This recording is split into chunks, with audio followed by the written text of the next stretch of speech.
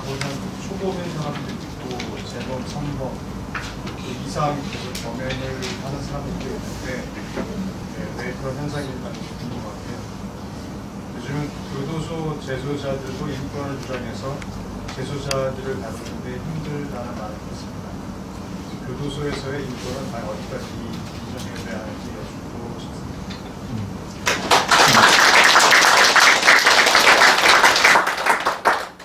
아주 좋은 질문 하셨습니다. 이게 정말 우리나라의 지금 사회 문제인데, 교도소가 넘쳐나고 있답니다. 근데 사실 교도소가 텅텅 빈 나라가 돼야 될 텐데, 교도소가 넘쳐나고 있답니다. 근데 이제, 인권이라는 단어를 써서, 참, 재소자들한테 인권을 지켜줘야 된다 이런 말을 많이 하는데 우리가 여기서 분별을 정확하게 해야 됩니다. 자, 우리는 본의 아니게 사업을 하다가 실패를 해서 저기 교도소 가는 분도 있고 저기 사회운동, 데모하다가 교도소 가는 분도 있고 또 정치하다가 어떻게 구설수에 올라서 가는 분도 있습니다. 그죠? 이런 분들은 어때요? 인생을 살다 보니까 어떻게 엮여가지고 간 겁니다. 그게 어떤 죄를 짓고자 함이 아니고 그러니까 어떤 자기의 실수가 됐든 남의 실수가 됐든 인생이 꼬여서 본의 아니게 실수를 하기도 하고 잘못도 하기도 했지만 어찌됐든 큰 죄악의 마음으로 교도소를 간 게 아니라 본의 아니게 가는 경우가 많이 있습니다. 데모하는 학생이 교도소 가고 싶어서 데모했나요? 양심 선언을 하고 이 사회운동을 하다가 경찰서에 잡혀갔지 않습니까? 그래가지고 고문도 당하고 옛날에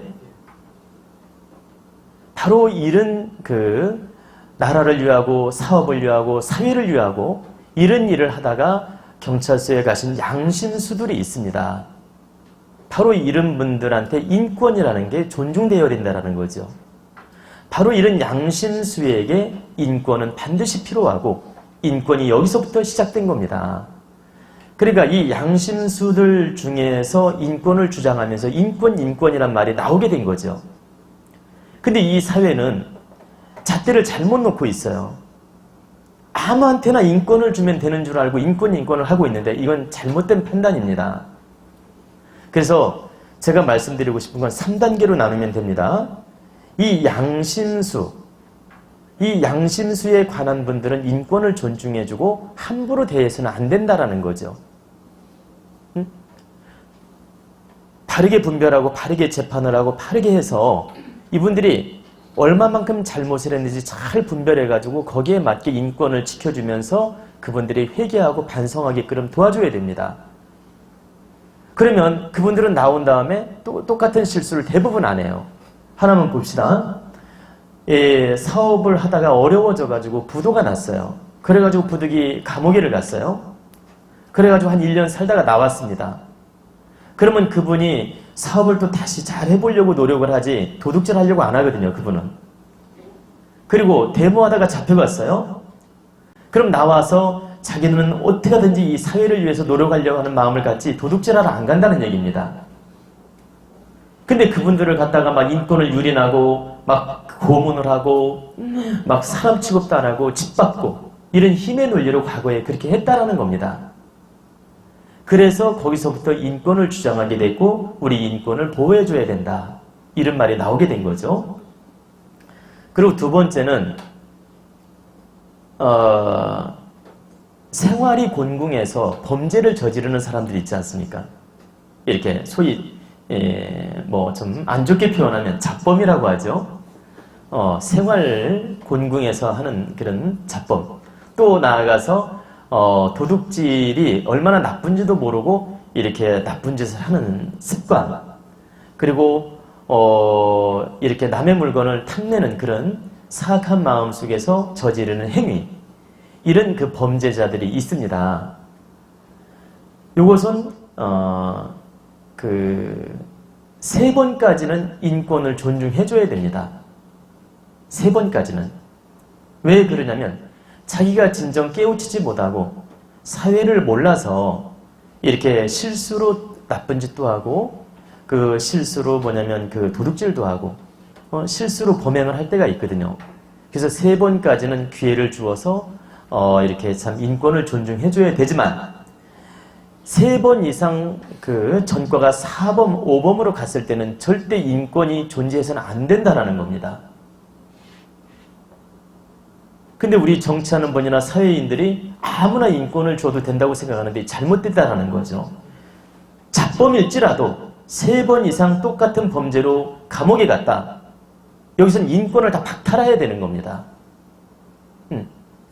그래 인권 박탈이라는 건 어떻게 하는 거냐? 동물처럼 다루라는 얘기가 아닙니다. 그 사람들은 중재인으로서 절대 인격적인 대우를 해줄 필요도 없을 뿐만 아니라 어떤 그 교화소를 만들어서 교화소에서 오랜 세월 동안 봉사를 하게 만들어야 된다는 거죠. 그리고 오직 명령이 움직이게끔 해야 된다는 겁니다. 그래야만이 이 사회가 기틀이 잡히는 거예요. 그리고 세 번째로는 그 중죄인이 있지 않습니까? 잔인무도하고 살인을 하고 막 혈족을 다 살해하고 또 가족을 살해하고 또 참 이렇게 잔인무도하게 범죄를 저지르는 사람들 있지 않습니까? 이 사람들은 그 자체로서 하늘이 내리는 중벌이기 때문에 처음부터 인권이란 자체가 의미가 없는 거예요. 인권을 주어서는 안 된다는 얘기입니다. 인권을 주지 말고 아주 엄밀하고 아주 냉철하고 아주 냉정하게 잣대를 놓아서 죄를 묻고 처벌을 해야 되는 겁니다. 지금 제가 여기서 인권의 차이는 사람을 동물처럼 다루라 이 뜻이 아니에요.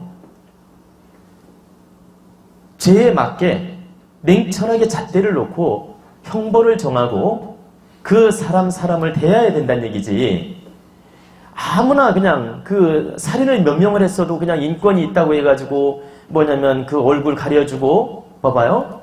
얼굴 가려주고 그 교도소 간수가 독한 놈이라고 쩔쩔매고 이런 짓을 해서는 안 된다는 얘기죠. 정말 그 말을 안 들을 때는 거기에 따른 합당한 조치로서 처벌을 해서라도 제압을 하고 다스려야 된다 이 뜻입니다. 이게 사회를 바로잡는 거예요. 그래서 제가 말씀드리고자 하는 것은 양심수에 관련된 분들은 인격을 존중해주고 인권을 존중해줘야 된다. 그러고서 그분이 사회에 나와서 다시 바르게 인생을 살도록 도와주는 게 인권이다. 두 번째는 본의 아니게 우리 청소년이라든가 어른들이라든가 생활고에 휘달려서 또 때로는 그 지식이 모자라고 깨우침이 부족하고 때로는 환경 때문에 죄를 짓는 경우도 많이 있거든요. 그렇기 때문에 이런 경우에는 3번까지 인권을 존중해주고 교화를 시켜야 되고 그리고 중범죄인들은 처음부터 이 인권이라는 단어를 쓰면 안 된다는 거죠. 우리는 이 3단계로 구분을 해서 우리 법치국가를 정해야 되며 이 형법을 정해야 된다고 바르게 보고 이 법도 바르게 정해져야 된다라고 생각을 하는 겁니다. 이해가 되십니까?